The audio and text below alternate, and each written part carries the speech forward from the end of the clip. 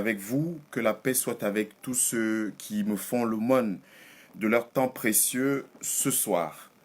J'ai prévu de parler d'un certain nombre de sujets, 6 au total, concernant notre pays, notre grand pays d'Afrique, le pays de Mbappé Lépé, le pays de Nele Ayoum, le pays d'Hilaire Penda, le pays de Klondam, le pays de Samuel Eto'o. Ces 6 sujets sont liés évidemment à l'actualité que vous connaissez, sont liés à la question du dialogue national. Inclusif pour les uns, grand débat, grand dialogue national pour les autres. Consécutif au discours du 10 septembre du président de la République Paul Biya qui convoquait ce dialogue national. Et dans l'annonce de ce direct de ce soir, j'avais prévu de faire ce direct, tout au moins en direct, je me répète, et vous m'excuserez pour cette tautologie, de la résidence, d'une des résidences à scandale de l'ambassadeur du Cameroun en France. Malheureusement, cela n'a pas pu se faire puisque 2 frères qui devraient m'y accompagner ont été empêchés à la dernière minute. Néanmoins, puisque j'avais déjà pris rendez-vous avec ceux qui ont l'habitude de suivre, j'ai tenu à faire ce direct, bien qu'en retard, puisqu'il était prévu à 18h. Pourquoi j'ai pensé et souhaité faire en m'adressant au président de la République, en m'adressant aux forces vives, en m'adressant à nos concitoyens, à ceux qui nous regardent tous les jours, à la fois qui nous écoutent à la radio, qui nous lisent dans les médias, de presse écrite ou sur Internet, devant cette résidence pour introduire le sujet concernant le dialogue national. J'ai suivi le discours du président Biya qui parlait, entre autres, évidemment de la question axiale, la question principale qui va concerner les débats au dialogue national tel qu'il l'envisage. Il y avait la question de la corruption, il y avait la question de la gouvernance, il y avait la question de la gestion des fonds publics. Monsieur le Président, je me suis adressé à vous à plusieurs reprises, comme concitoyen, comme citoyen, comme enfant du Cameroun. Je me suis adressé à vous pour plusieurs sujets, comme chaque citoyen doit le faire dans une république démocratique ou qui aspire à l'être ou dans un état de droit. Je me suis adressé à vous en prenant à témoin vos propres discours, vos propres communications dites spéciales au cours des rares conseils des ministres que vous avez bien voulu tenir en convoquant une partie de votre gouvernement, puisque le gouvernement compte 60 membres au Cameroun avec 39 ministres, ministres délégués et secrétaires d'État qui ne peuvent pas tous assister au conseil des ministres.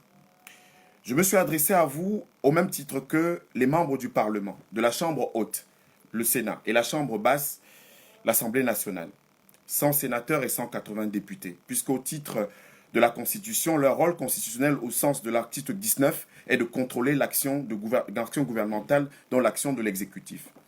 Monsieur le Président, en tant que citoyen camerounais, je n'ai pas compris pourquoi vous avez prescrit en 2015, en 2014, en décembre 2014 précisément, le 9 décembre 2014, vous avez prescrit et instruit votre gouvernement sur la question du programme triennal, dont la réalisation après la mise sur pied le 19 décembre 2014 d'un comité de suivi et d'évaluation devait aboutir à l'horizon de 2018 à la réalisation d'un certain nombre de projets qui étaient estimés à un coût de 925 milliards pour 475 projets. Monsieur le Président, l'instruction était ferme, claire. Elle concernait des problèmes cruciaux de la nation camerounaise. Elle concernait les problèmes d'eau. On allait dire des problèmes basiques, Monsieur le Président. Elle concernait les problèmes de logements sociaux. Puisque vous savez, vous avez remplacé il y a pas longtemps le président du conseil d'administration et le directeur général de la Société immobilière du Cameroun, qui était censé, dans les dispositions prévues à la création de cette entreprise publique, de cet établissement public à caractère industriel et commercial, loger les Camerounais qui ont des revenus moyens.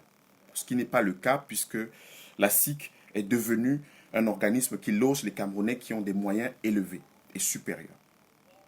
Eh bien, Monsieur le Président, ça concernait les logements sociaux, ça concernait les agropoles, ça concernait donc l'agriculture, la transformation agro-industrielle, ça concernait l'hydroélectricité. Dans le volet concernant, Monsieur le Président, l'eau, ce qui, pour un Camerounais en 2019, est quelque chose de pénible, parler d'eau, Monsieur le Président, il y avait un plan qui prévoyait la construction de 100 forages par région, c'est-à-dire 1000 forages à l'horizon 2018.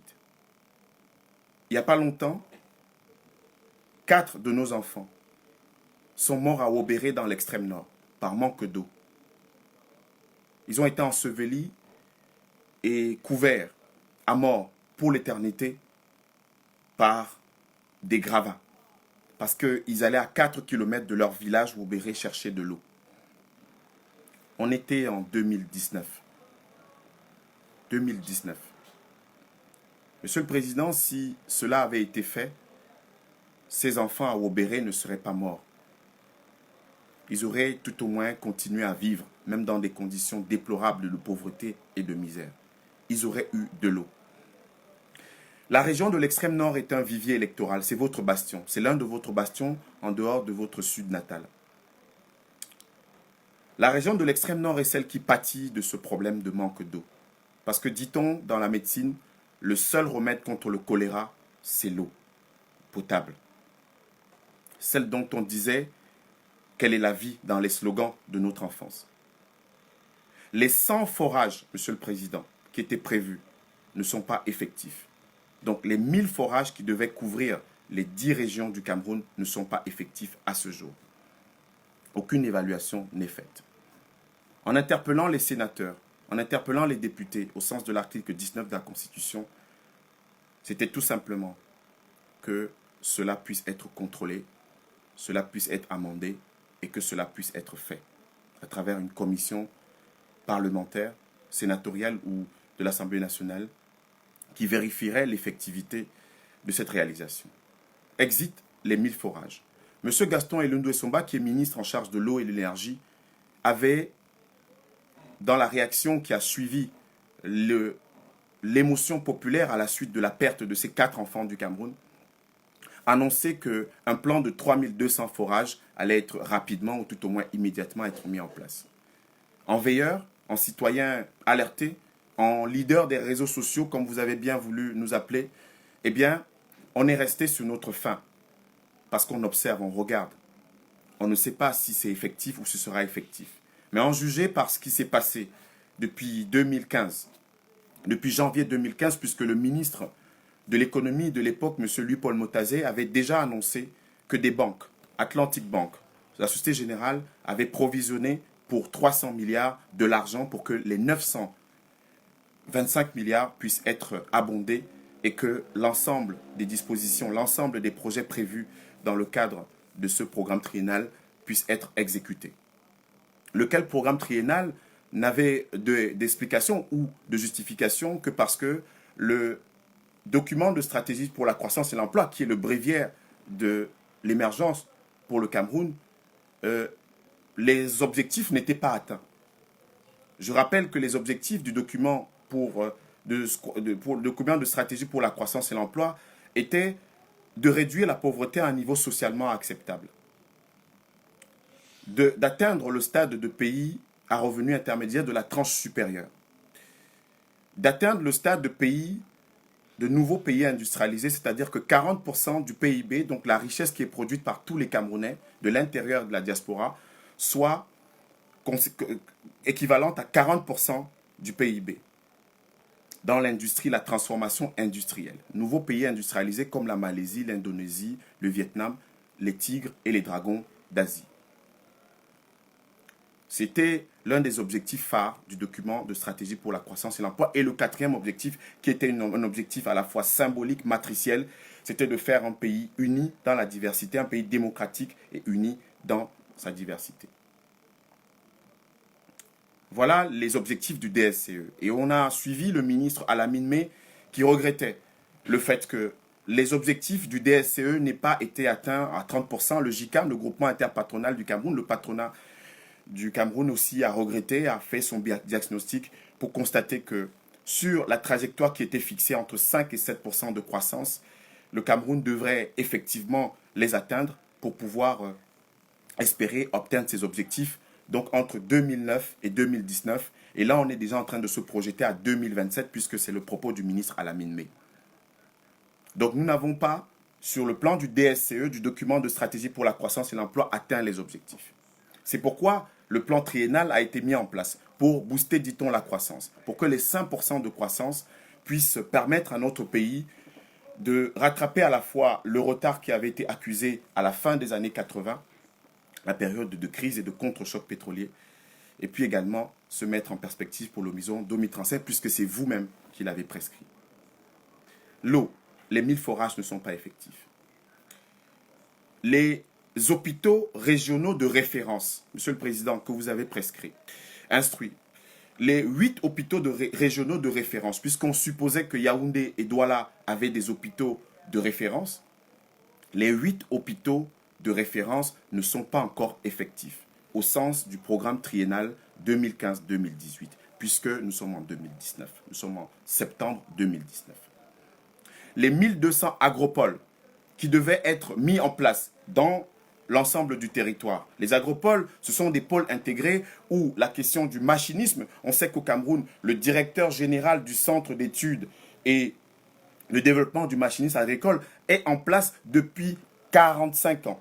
45 ans, il a 90 ans aujourd'hui. Donc, c'est à une telle personne, monsieur Evida, qu'on a confié la responsabilité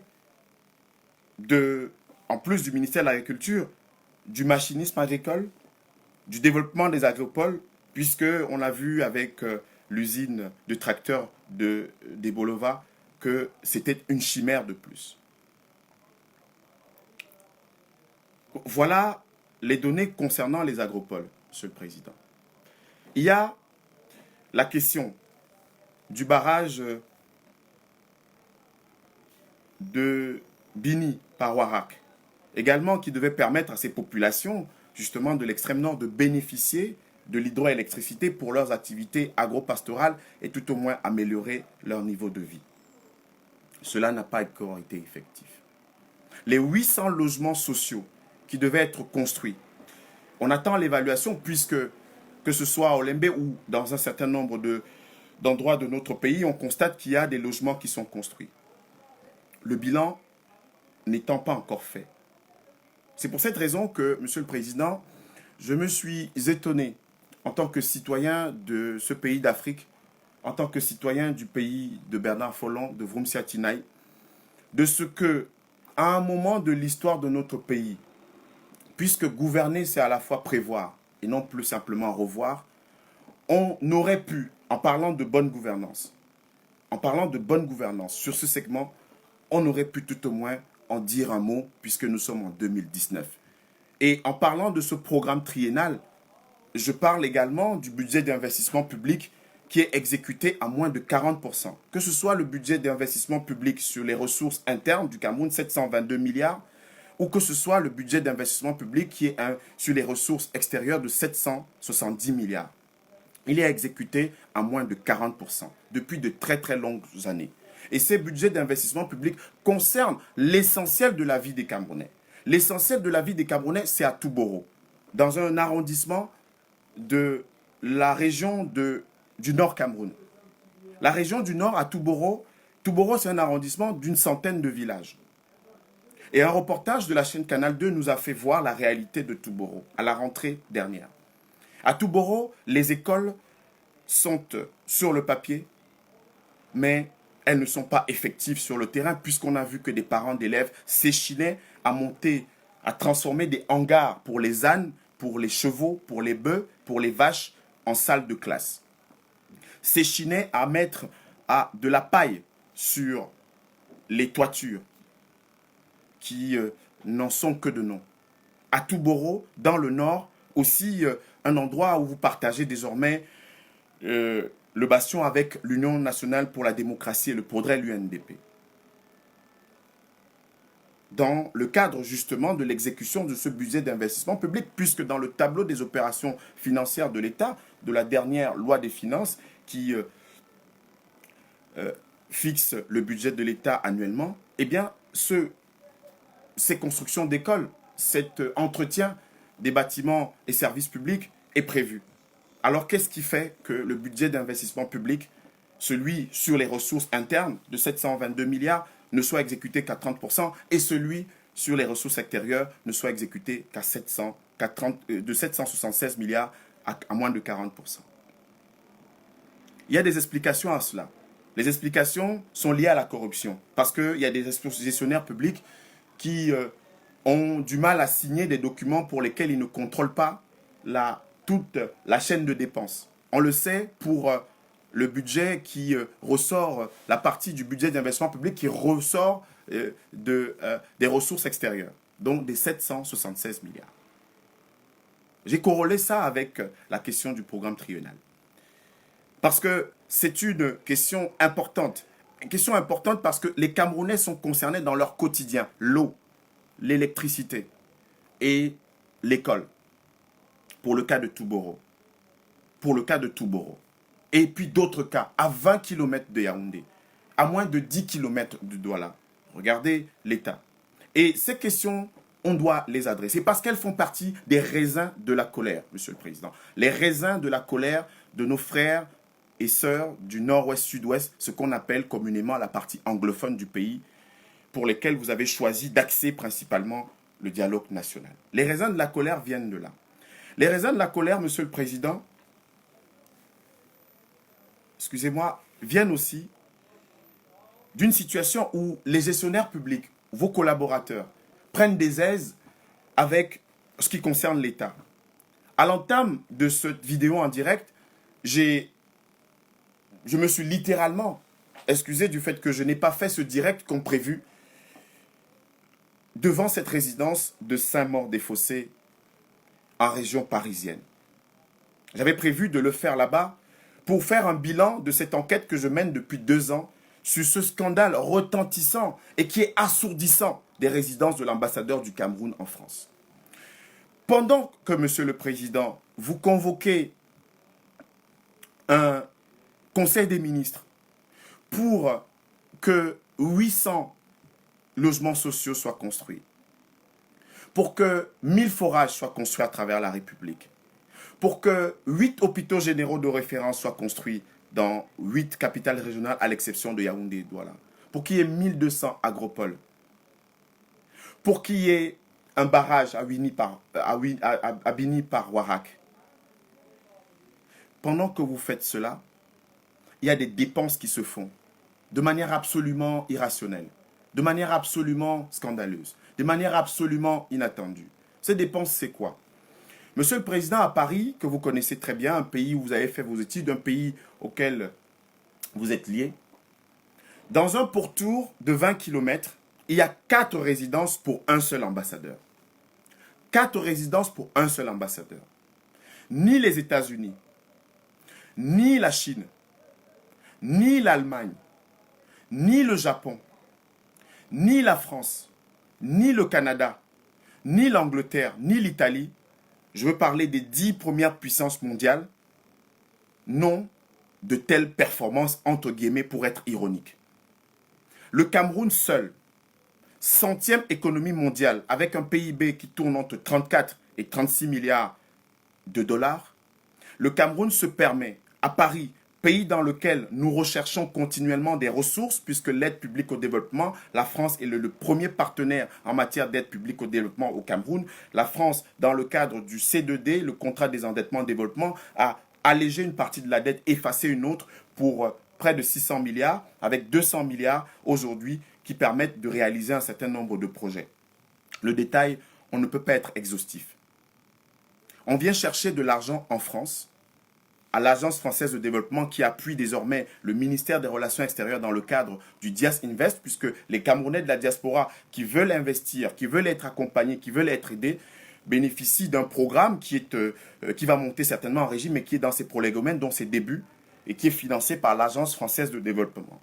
Donc il y a un guichet en France qui finance des projets, qui accompagne techniquement des Camerounais, etc. Et nous venons dépenser de l'argent que nous n'avons pas en France, puisque j'ai rappelé tout à l'heure les données du problème. Le programme triennal qui n'a pas été exécuté complètement.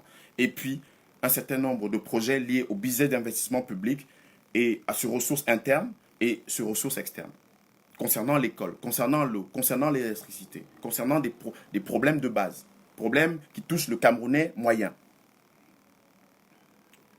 En France, nous avons dépensé en 1981, puisque via l'ONCPB et la CAMER, l'État du Cameroun achetait des biens immobiliers à travers le comité de gestion des biens meubles et immeubles de l'État qui est géré à la présidence de la République, une division du secrétariat général de la présidence de la République, et puis des ressources diverses, que ce soit celle de l'ex-ONCPB, donc qui était une sorte de pourvoyeur de fonds de l'État, étant stabilisateur du prix des matières premières et collecté auprès des agriculteurs via la Société nationale des hydrocarbures avec ses fonds de redevances pétrolières et d'impôts sur les entreprises pétrolières. Eh bien, cet argent a servi à acquérir des biens immobiliers et des biens meubles à l'extérieur, donc en France.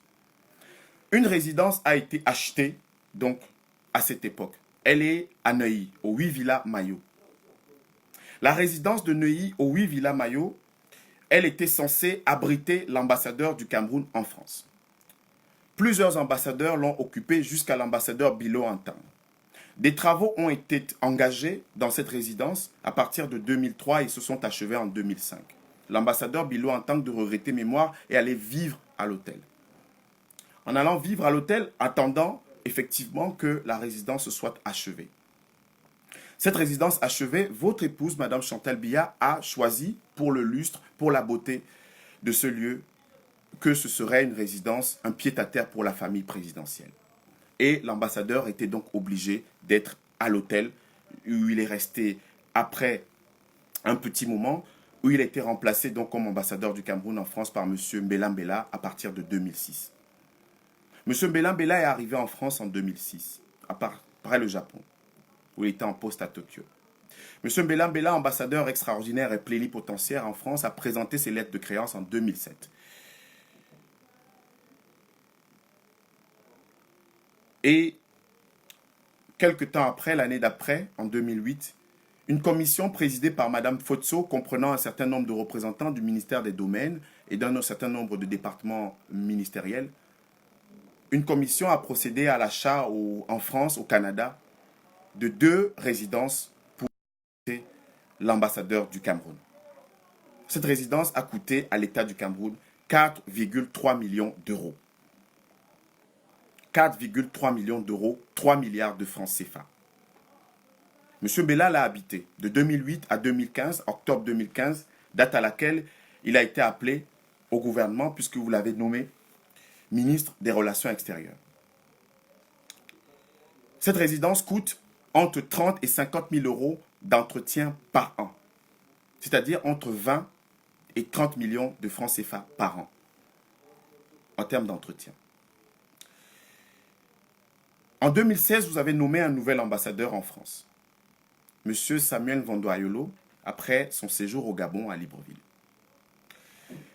M. Samuel Vandoayolo est arrivé à Paris. À Paris, il a fait une visite avec son épouse à Saint-Maur-des-Fossés, qui, je le rappelle, est à 25 minutes de la porte Maillot. 25 minutes de la porte Maillot et à 25 minutes également de la porte d'Auteuil, puisque l'ambassade du Cameroun est située sur la rue d'Auteuil à Paris. M. Vandoayolo n'a pas souhaité habiter cette résidence ainsi que son épouse. Il a entrepris de demander au ministre des Finances, M. Alamine May, une délégation de crédit pour pouvoir louer une résidence provisoire. M. Alamine May, en gestionnaire public droit, puisqu'il avait fait preuve de rectitude, lui a dit, Monsieur l'ambassadeur, je ne peux pas vous accorder cette délégation de crédit puisqu'il existe une résidence, je le rappelais tout à l'heure, qui a été acquise en 2008. Et qui a été habitée par M. Mbela de 2008 à 2015. L'état des lieux de cette résidence a été fait par le cabinet Kerner et Associés, un cabinet d'huissier de justice basé à Saint-Maur-des-Fossés, en octobre 2015. Après le refus du ministre Alamine May, M. l'ambassadeur Vandoayolo alors s'est adressé au ministre de l'économie de l'époque, M. Louis-Paul Motazé. M. Louis-Paul Motazé lui a accordé une délégation de crédit le 25 juillet 2016 de 149 millions de francs CFA, soit 225 000 euros. Et le 31 août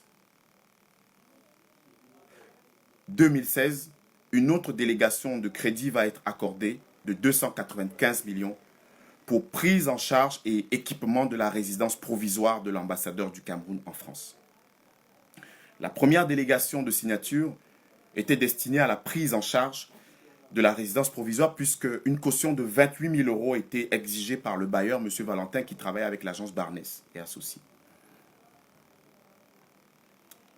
Le Cameroun a dépensé 600 000 euros entre juillet et août 2016 à Paris, en France, alors existe une résidence officielle qui nous a coûté 3 milliards et qui nous coûte 50 000 euros en montée de régime par an.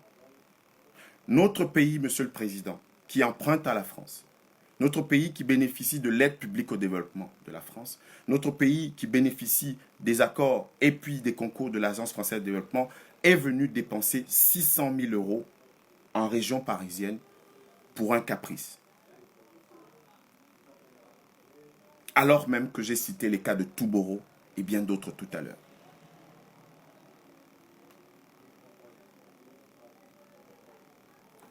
Après ces 600 000 euros, il fallait évidemment assurer les loyers. Les loyers sont de 180 000 euros par an, c'est-à-dire 120 millions de francs CFA. Chaque année, de juin à juin, le Cameroun doit payer pour cette résidence 120 millions de francs CFA. Nous l'avons dénoncé. Nous avons crié sur plusieurs toits, à travers des textes, à travers des vidéos, à travers une répétition inlassable de ce qu'était ce scandale. Parce que ce n'était pas normal. Ça dépasse l'entendement. Peut-être que ça n'émeut pas, ça n'émeut plus dans notre pays, mais à titre personnel, je me sentais pleinement responsable de cette situation parce qu'il fallait que cette situation cesse, cette situation s'arrête. Puisque l'interpellation des députés, des sénateurs, de vous-même, Monsieur le Président, était vaine, sans résultat. À partir de 2016, jusqu'à la résiliation du bail, puisque de manière acharnée, nous sommes restés au taquet pour que cette situation soit connue de tous. Et le 17 août dernier, le bail a été résilié dans cette résidence du 63 rue Michel-Ange Auteuil à Paris. La résidence de Saint-Maur étant au 52 avenue Albert Ier à Saint-Maur-des-Fossés. Après la résiliation de ce contrat de bail, la fille de votre collaborateur, le ministre directeur du cabinet civil, habitait. Elle a dû partir de cette maison puisque nous le disions, je le disais de manière très très claire, de manière très ferme en tant que citoyen camerounais, qu'il n'était pas normal que cette situation advienne et il n'est pas normal que cette situation se poursuive. Ça nous fait une économie de 120 millions par an. Mais Monsieur le Président, que de dégâts. De 2016, de juillet 2016 à août 2019, le Cameroun a dépensé la somme de 1 034 000 euros. 1 034 000 euros, 679 millions de francs CFA en pure perte. Je rappelle, Monsieur le Président, que les Japonais qui nous accompagnent dans le cadre du développement, de la politique de développement au Cameroun en construisant avec le ministère de l'Éducation de base des écoles primaires, dépensent pour chaque école environ 500 millions de francs CFA. C'est-à-dire qu'on a privé les Camerounais d'une école pour payer des loyers d'une résidence provisoire en région parisienne, à Paris. Étant entendu qu'à Saint-Maur, un neveu de votre collaborateur, M. Ayolo, donc M. Foula, comme il s'appelle, habite toujours dans la résidence de Saint-Maur. Et dernièrement encore, votre collaborateur, l'ambassadeur du Cameroun en France, qui vient d'être nommé en mars dernier, que vous avez nommé à Paris, a payé des factures de milliers d'euros correspondant à l'occupation de ce logement. Cet hôtel particulier de 1600 m² et 900 m² habitable, qui est un bijou, paye des factures. Et l'ambassadeur Guigny, donc, connaissant cette situation, est arrivé à Paris après son séjour en Côte d'Ivoire. Est arrivé à Paris et on aurait pensé, Monsieur le Président, que votre collaborateur respecterait à la lettre les prescriptions qui sont celles de bonne gouvernance, de lutte contre la corruption, de maîtrise des dépenses publiques, de réduction du train de vie de l'État, et irait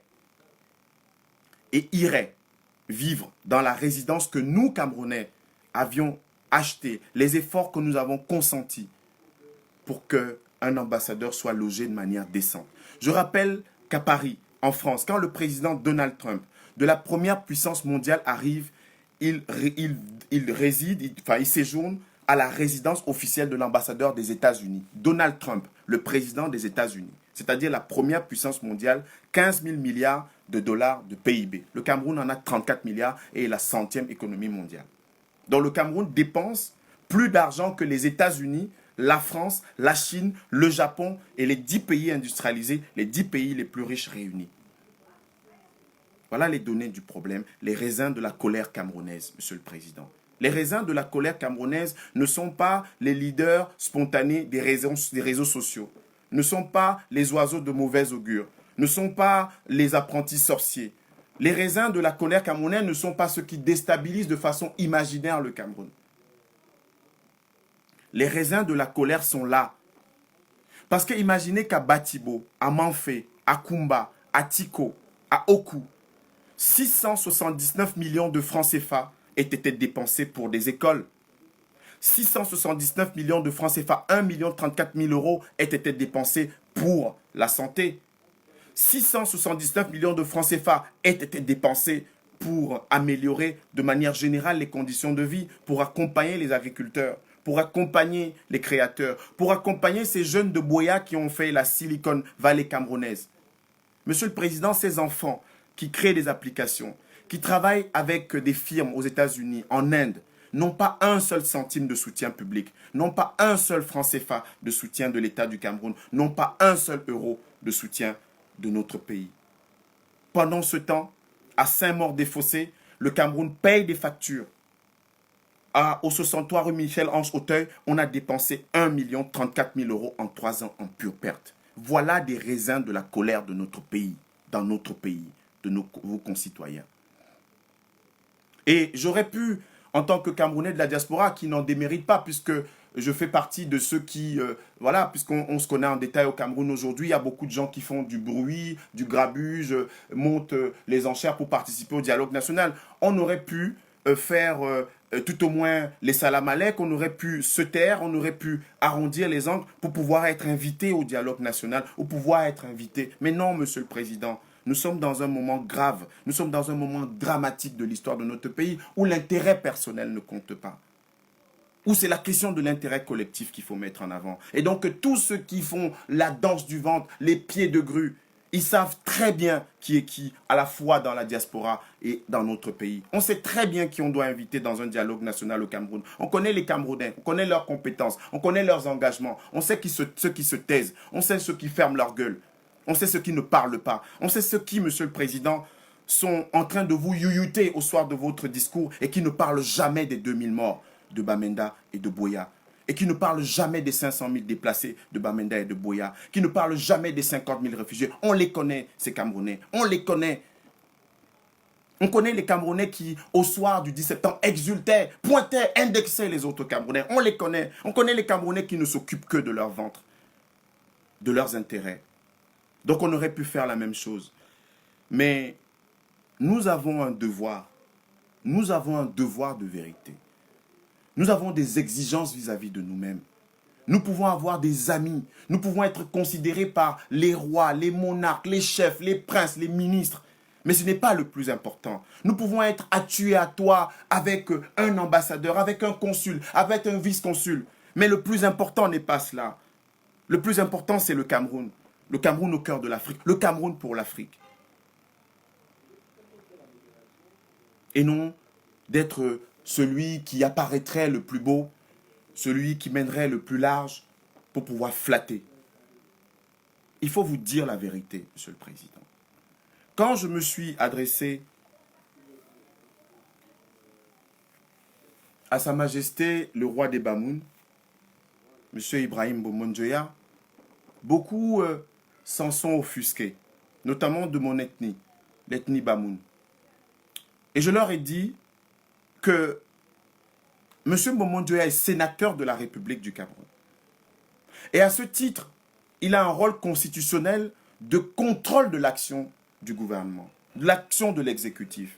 Et c'est à ce titre qu'on s'adresse à lui, comme traditionnellement, dans cette civilisation quasi millénaire de 1394 fondée par Charayenne, on juge le roi pendant le Ngwen, où il se lève et il se défait de ses attributs royaux et que les populations viennent lui demander des comptes. En Bamoun, en Camerounais et en Africain moderne, je fais la même chose quand il s'agit de la République. Quand on est sénateur de la République, on répond des affaires du Cameroun et non pas uniquement des affaires du pays, du peuple Bamoun, de Mal-Antoine, de Massanga, de Koptamou ou de Fumban. C'est à ce titre-là. Et ensuite, d'autres se font offusquer du fait que quand on parle de l'anthropologie et de la sociologie de notre pays, le Cameroun, l'un des grands pays d'Afrique et d'Afrique centrale, on parle d'un pays qui aurait pu être le chantre de la Renaissance africaine. Et quand j'entends des frères me dire que moi, en tant que Bamoun, je ne suis pas le frère des Bamileke, je leur dis que, Monsieur le Président, la fraternité entre les Nso, les Bafoussam, les Baleng, les Bafout, les Bamoun, les Banganté, n'est pas une opinion d'Abdelaziz Moundé Dibam ou de quelques autres personnes illuminées. Ça ressort de l'anthropologie, de la science et de l'histoire.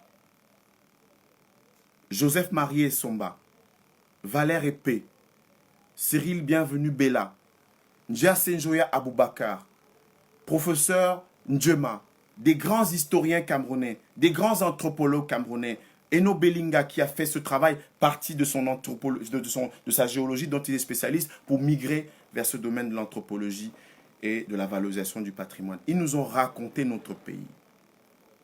Pourquoi? Parce que comme Bernard Fonlon, Monsieur le Président, qui a fondé cette revue en 1962, la revue Abia, qui signifie en Ewondo, c'est un jeu de société dans la langue Ewondo, dans la langue Beti, tout au moins dans une des langues Beti, puisque Ewondo a été considéré comme le nom de l'ethnie improprement, parce qu'il s'agit d'un colo, les colos qui intègrent les Ewondo, les Beneux, les Etoudi, les Etenga, etc.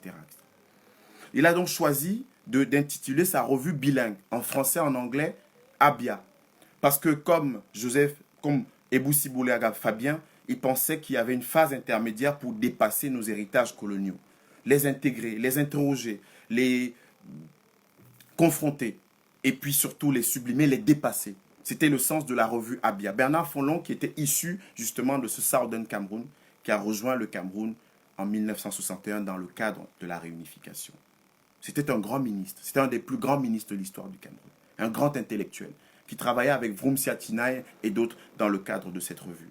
Et cette revue, c'était le dépassement de questions primaires. Et c'était le destin commun. Une nation dans un creuset. Une nation qui, quand elle est au creux de la vague, va chercher des repères anciens. Va chercher justement le Ngwon, puisque les Bamoun étant héritiers, entre autres, de cette façon des Tikars qui sont dans la plaine de la Damawa, ceux qui sont matriciels, qui ont fondé donc l'ensemble de ces royaumes auxquels je faisais allusion tout à l'heure, Bafout, Baleng, Fumban, Bamoun, Bafoussam, Bagam, etc. Donc quand on parle de notre fraternité à l'Ouest Cameroun, ce n'est pas une question d'opinion personnelle. Ce n'est pas une question de ressentiment.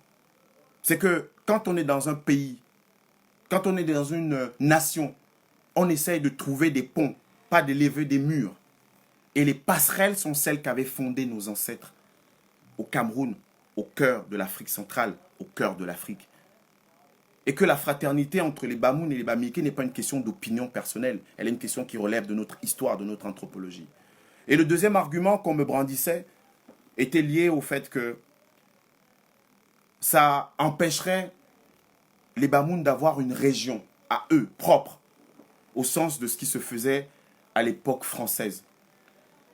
J'ai rappelé tout simplement que le peuple Bassa est dans 2 régions du Cameroun. C'est-à-dire que les Bassa, ce sont des familles, des Liten. C'est les Bikok, les Babimbi et les Likol. Ils sont dans 2 régions du Cameroun. Ils sont dans la Sanaga maritime, donc dans le littoral, et ils sont dans le Nyon-Ekele, à Ezeka, donc dans le centre du Cameroun. Et mieux, les Peuls qui sont venus au Cameroun à partir du XVIIe siècle avec une pointe au début du XIXe siècle, puisque les Peuls sont venus dans ce grand mouvement de djihad d'Osman Danfodio et puis d'Adama, de son lieutenant, qui ont fondé l'Adamawa, qui est l'Adamawa State aujourd'hui au Nigeria, et la région de l'Adamawa au Cameroun. Eh bien, les Peuls sont dans la région de l'extrême nord, le Lamida de Marois, dans la région du nord, le Lamida de Garoua, dans la région de l'Adamawa, le Lamida de Ngaoundéré. Ils sont frères, mais pourtant ils sont dans 3 régions. Donc on ne peut pas, de façon absolument absurde, de façon absolument irrationnelle, rejeter la fraternité que nous avons au sein de notre beau pays, le Cameroun, pour des raisons à la fois politiciennes, de ressentiment, des raisons tribalistes. Le Cameroun se grandira d'abord, de l'apprentissage de l'histoire et de la fraternité par ses enfants. Et c'est peut-être le sens aussi de tout ce que nous avons à faire, de tous les débats qui doivent refonder notre pays.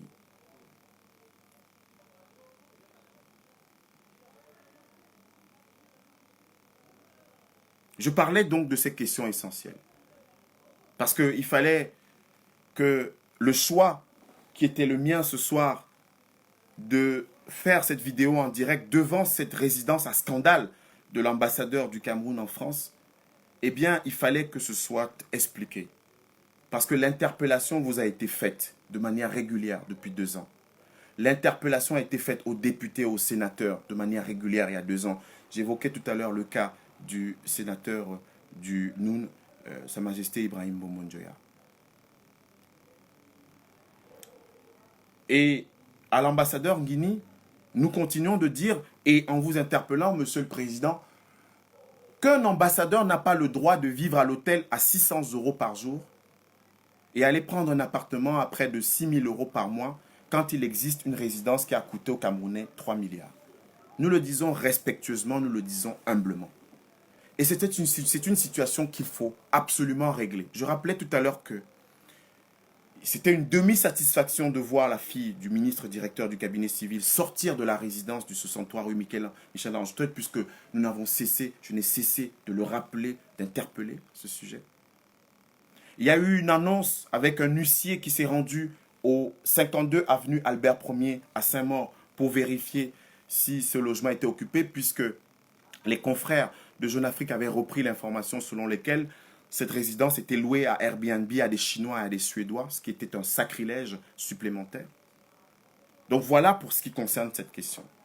Et je ne manquerai pas, comme depuis 2 ans, de revenir à la charge. Quel que soit ce que ça coûte, quel que soit le sacrifice que ça nécessite, pour que notre pays puisse économiser de l'argent et puis de le dépenser de façon utile. Dépenser de façon utile. Ce sera peut-être cela le Cameroun nouveau. Dépenser de l'argent de façon utile. La dépense utile. C'est cela l'efficacité budgétaire.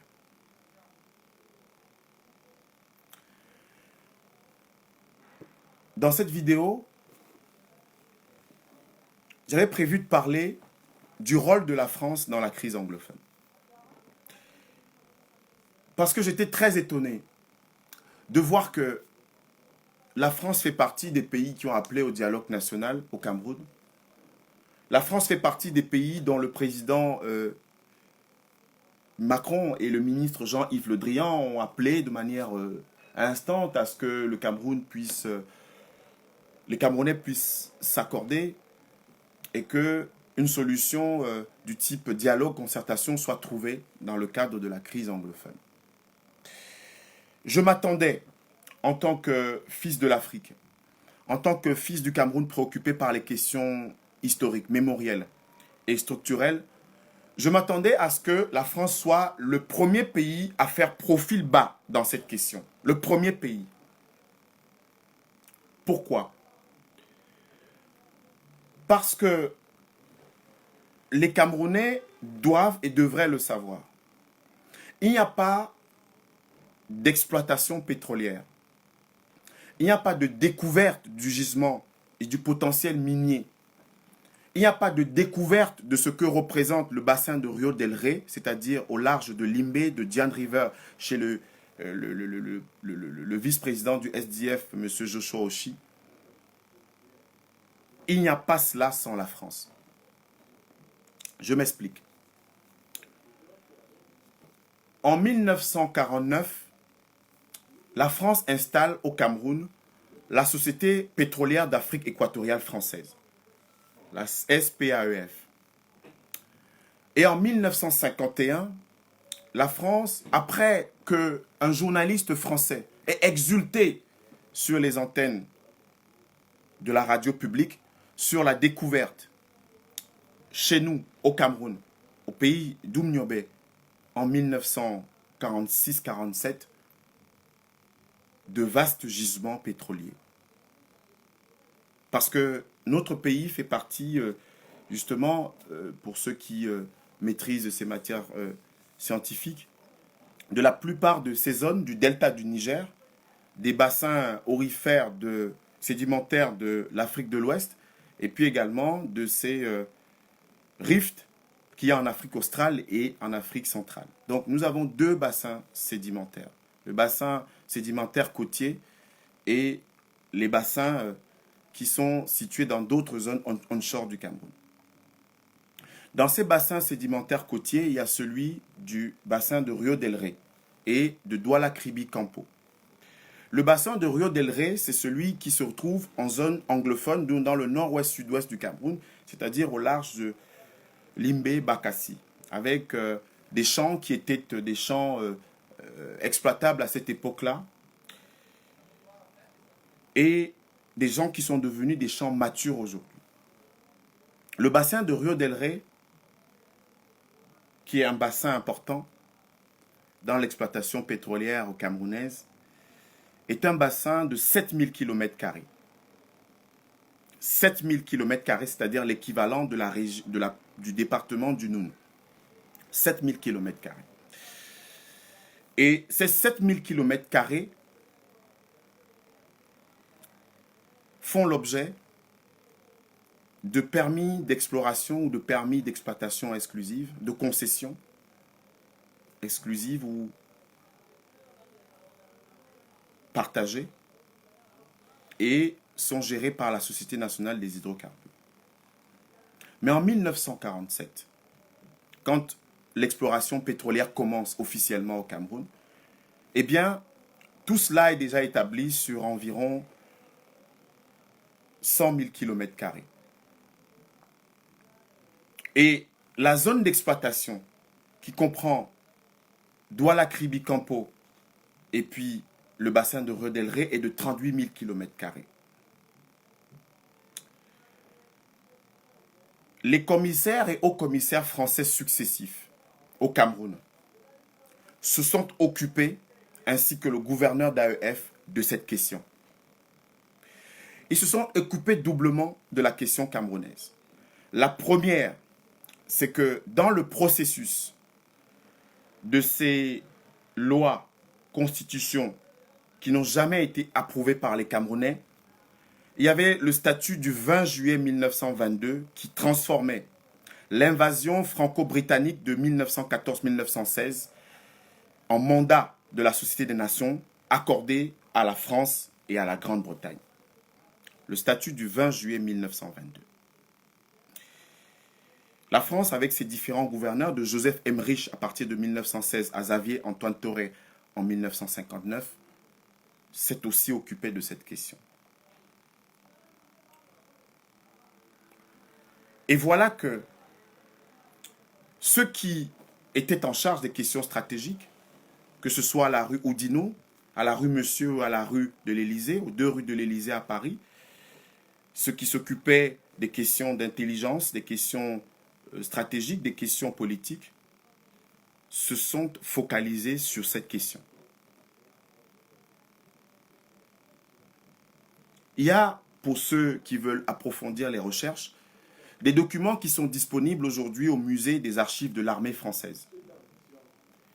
Et dans ce musée des archives de l'armée française, il y a un certain nombre de notes, un certain nombre de rapports, un certain nombre de rapports de mission, une documentation que les Anglais et les Français partageaient sur précisément la question de cette exploitation. À partir du statut du 20 juillet 1922, donc, qui a transformé l'invasion allemande, l'invasion franco-britannique qui a gagné, qui a battu les Allemands à la bataille de Morat, qui ont battu les Allemands à la bataille de Morat, qui a transformé donc l'invasion en mandat de la Société des Nations. Or, Société des Nations qui procède des conclusions de la Première Guerre mondiale, donc des alliés qui ont mis en place ces Sociétés des Nations. Eh bien, un jeu stratégique s'est mis en place. Et ce jeu stratégique consistait à quoi? Consistait à ce que Rouben Oumniobé, Félix Moumié, Wandié et tous ceux qui étaient complètement opposés à la férule française envisageaient la réunification et l'indépendance immédiate du Cameroun, donc à partir de 1948 avec la création de l'Union des populations du Cameroun. Eh bien, la mission était, d'une part, d'empêcher qu'ils prennent le pouvoir. Et donc, à partir du statut du 16 avril 1957, le statut du 16 avril 1957 est celui qui met en place l'État du Cameroun, puisque l'État du Cameroun, c'est à partir du 16 avril 1957. Le Premier ministre André Bida va donc devenir Premier ministre à partir de ce moment-là. La France va gérer la monnaie, la défense et les relations extérieures, et les affaires intérieures, la justice, etc. vont être gérées par les Camerounais. Les questions économiques et stratégiques vont être gérées par la France. Et donc, à partir de 1949, avec l'installation donc, de ces sociétés pétrolières de l'Afrique équatoriale française et de la Société d'études, de recherche et d'exploitation pétrolière du Cameroun, CEREPCA, en 1951, je rappelais tout à l'heure que ce journaliste français a exulté. Pourquoi? Il a exulté parce qu'on avait découvert à Soué là-bas, c'est-à-dire dans donc ce bassin Douala-Kribi-Campo, ce gaz et cette huile de qualité exceptionnelle. Donc Dian River, Manfé, toutes ces zones de Mokoko-Abana étaient déjà intégrées là-dedans. Les 38 km actuels de zones d'exploitation pétrolière, Douala-Kribi-Campo, 19 000 km², 19 000 km², donc 7 000 km² onshore, donc ce qu'on exploite sur la terre ferme, parce que offshore, c'est le bassin de Rio del Rey. À partir de 1947, donc, il y a eu cette question pétrolière dans la région anglophone du Cameroun. Et ça a tout changé. À partir de là, il fallait éviter que ceux qui s'opposent à la France prennent le pouvoir. Il fallait qu'à travers le statut du 16 avril 1957 qui met en place dans l'État autonome du Cameroun, puisque je rappelle que les députés de l'Assemblée territoriale du Cameroun, à partir du 23 décembre 1956, ont discuté de ce statut en proposant 60 amendements qui ont été retenus, retouchés à la marge, mais l'essentiel du projet qui était présenté par la France, donc pour ce statut du 16 avril 1957, a été adopté. Et donc avec la perspective de contrôler jusqu'au bout. On est en 47, 47-49 avec la Société des pétroles d'Afrique équatoriale française. En 51 avec CEREPCA qui s'installe au Cameroun, donc la Société d'études, de recherche et d'exploitation du pétrole au Cameroun, CEREPCA, en 1951. Donc quand on présente officiellement l'exploitation du pétrole au Cameroun à partir de 1972, avec la découverte justement des zones de production et du Rio del Rey, et surtout le bassin, la zone de production de Colé, eh bien, à partir de 1951, de 1947, les données, les enjeux stratégiques et puis la machine avait déjà été mise en branle.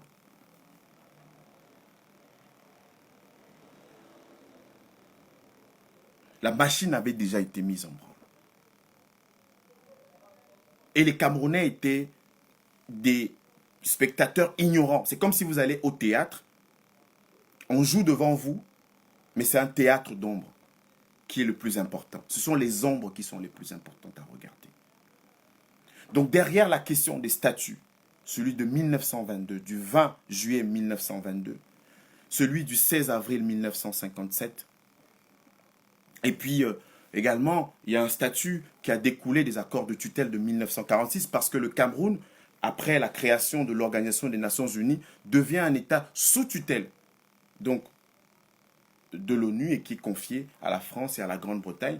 Donc un statut qui change de celui de 1922, donc euh, euh, le statut qui a transformé l'invasion en mandat, et le statut qui transforme le Cameroun en territoire sous tutelle de 1946.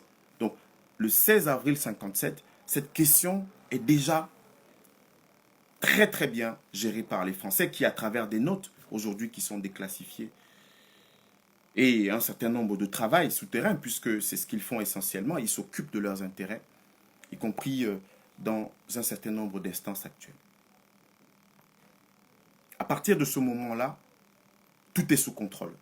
Il y a la façade qu'on présente. Il y a le travail qui est mis en place. Il y a la parade et puis la façade gouvernementale. Il y a l'État qui va fonctionner. Il y a des ministres qui sont nommés, les Charles Onana, les Charles et bien d'autres ministres, Njoya Aruna et bien d'autres qui ont rejoint le gouvernement Ahidjo, Talba Mala, etc. Eh bien, la question stratégique est celle de l'exploitation de ces ressources.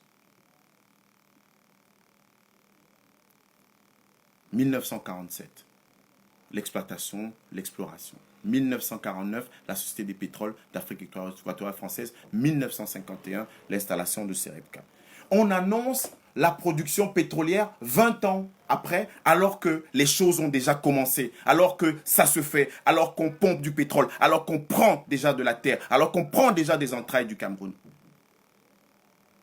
Cela n'a jamais été assumé. Cela n'a jamais été dit. Cela n'a jamais été mis en avant. Quand notre pays devient officiellement un producteur de pétrole avec la mise en exploitation du champ de Collet en 1977, eh bien, il est déjà un producteur de pétrole pour le compte d'un pays qui s'appelle la France. Et cette France, 1922, 1946, les accords de tutelle, le statut qui décolle des accords de tutelle, 1957 avec le 16 avril 57, elle est au contrôle. Les opposants sont éliminés en 1958 au Mniobé, avec la décapitation du maquis de Boumniobel. Et plus tard, au Mwandi en 1971. Il n'est pas question qu'on accepte que ces personnes puissent venir empêcher que l'exploitation, que l'exploration, que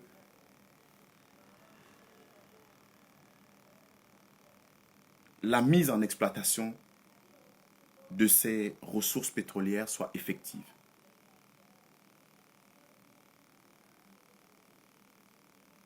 Ce sont des données historiques, ce sont des données stratégiques. La constitution du Cameroun du 4 mars 1960 a été formulée par un commissaire français qui s'appelle Jean Béarn. Jean Béarn. D'ailleurs, le chef supérieur des Bazous, qui était député, qui avait milité contre les pleins pouvoirs d'Ahidjo, M. Daniel Kemadjou, l'avait rappelé, l'avait dénoncé, puisque le 4 mars 1960, la constitution du Cameroun va être adoptée, et cette constitution-là procède du projet qui avait été proposé par M. Béarn. La constitution du 4 mars 1960, pendant que les tractations sont en train d'être menées avec la partie anglophone, parce que je rappelle que dans ce qu'on appelait le Northern et le Southern Cameroun, dans la partie anglophone, il y avait, après la conférence Littleton en 1954, un élargissement de l'autonomie de cette partie du Cameroun, l'élargissement de l'autonomie. Ça signifiait que, comme dans la partie orientale du Cameroun, ils allaient désormais administrer par eux-mêmes un certain nombre d'affaires intérieures, à l'exception des questions liées à la monnaie, à la défense et aux relations extérieures, donc aux affaires étrangères. Et c'est après la conférence de Londres, donc en 1957, après cette conférence de Londres, que des élections vont être organisées. Et en mai 1957, Ndélé va être Premier ministre. Ndélé qui est favorable au rattachement au Nigeria.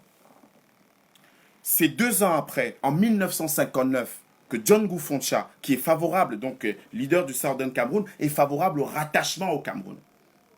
Donc pour retrouver l'ancien Cameroun dit allemand.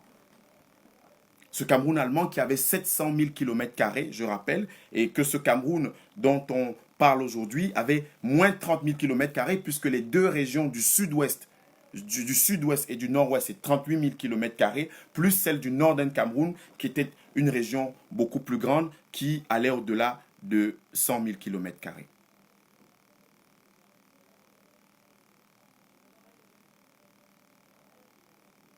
Donc après la Constitution Littleton, après la conférence de Londres, Constitution Littleton en 54, la conférence de Londres en 57, les élections sont organisées. Ndélé remporte ces élections. Il est favorable au rattachement au Nigeria. Et en 59, John Goufoncha devient Premier ministre du Cameroun, de cette partie du Southern Cameroun, et devient Premier ministre, et il est favorable au rattachement.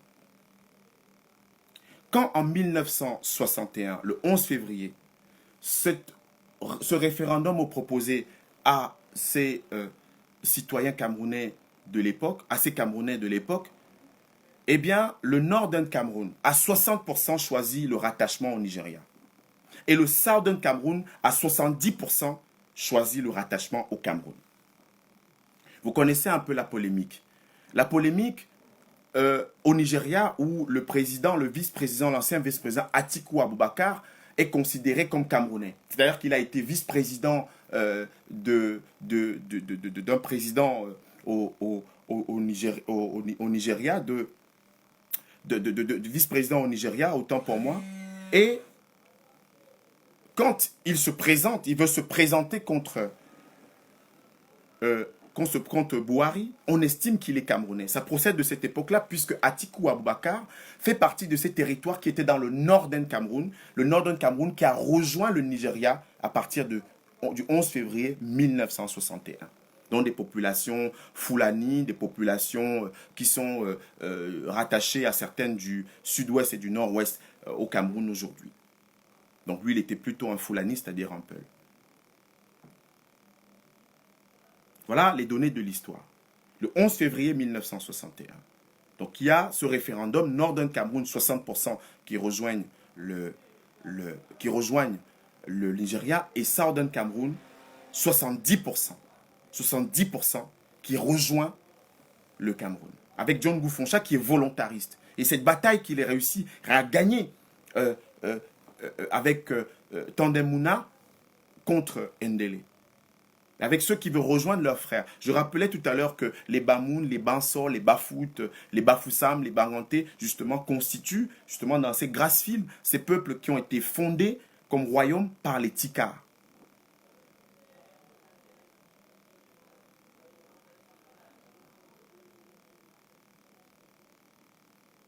Et John Goufoncha, qui est donc de la Mesam, donc de Bamenda, et qui parle une langue qui s'appelle le Yemba qui est la langue qui est parlée en Bouddha,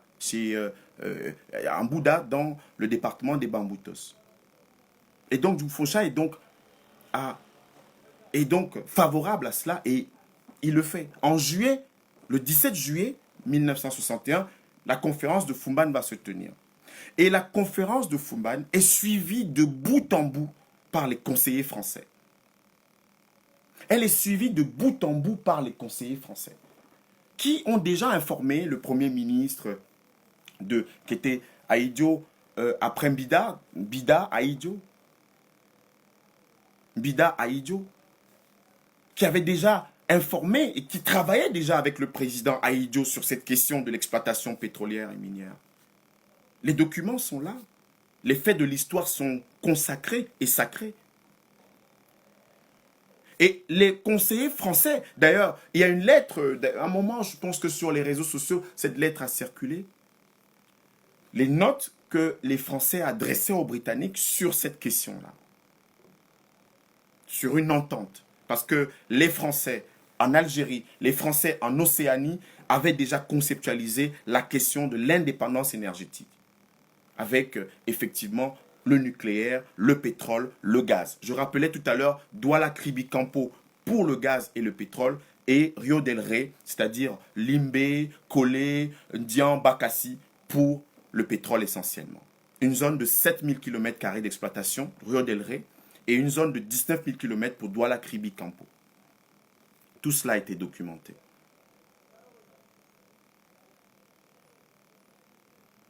Tout cela a été documenté. Et les conseillers français suivaient à la lettre la conférence de Fumban. Au point où, mes chers compatriotes, mes chers amis, mes chers frères et sœurs, la conférence de Fumban se terminant, on s'attend à ce que dans le nord-ouest, sud-ouest, c'est-à-dire où John Goufoncha est devenu Premier ministre, favorable donc à ce rattachement, mais pour qu'un État fédéral soit mis en place, on s'attend à ce que les propositions qu'il fera au cours de la conférence de Fumban puissent être intégrées pour que la fédération ne soit pas une ruse française, ne soit pas une ruse de la partie dite francophone du Cameroun. Il y a des propositions claires et nettes qui sont faites. Et au sortir de la conférence de Fumban, il y a une chose extraordinaire qui va se passer. Le 1er octobre 1961, le Southern Cameroun, qui est donc dans ce processus, je rappelais tout à l'heure que l'Union des populations du Cameroun de Ruben Oumiobe, Moumie Wandie, Abel Kingé, Osende Afana, etc., avait 3 points à son programme. L'indépendance, la réunification et l'élévation du standard de vie des Camerounais. L'indépendance immédiate, la réunification des 2 Camerouns et l'élévation du standard de vie des Camerounais. Et le 17 décembre 1952, à la tribune des Nations Unies, c'est ce qu'a martelé Ruben Oumiobe. Mais vous savez qu'entre 52 et 54, Ruben Oumiobe a fait 3 séjours aux Nations Unies et ces séjours qui n'étaient pas évidents puisque la partie française bloquait de manière obstinée les voyages de Oumiobe à l'ONU. Notamment sur la question de l'indépendance et la question de la réunification des 2 Camerouns. Nous nous sommes rendus donc au 17 juillet 1961 et à la conférence de Fumban qui s'achève le 22.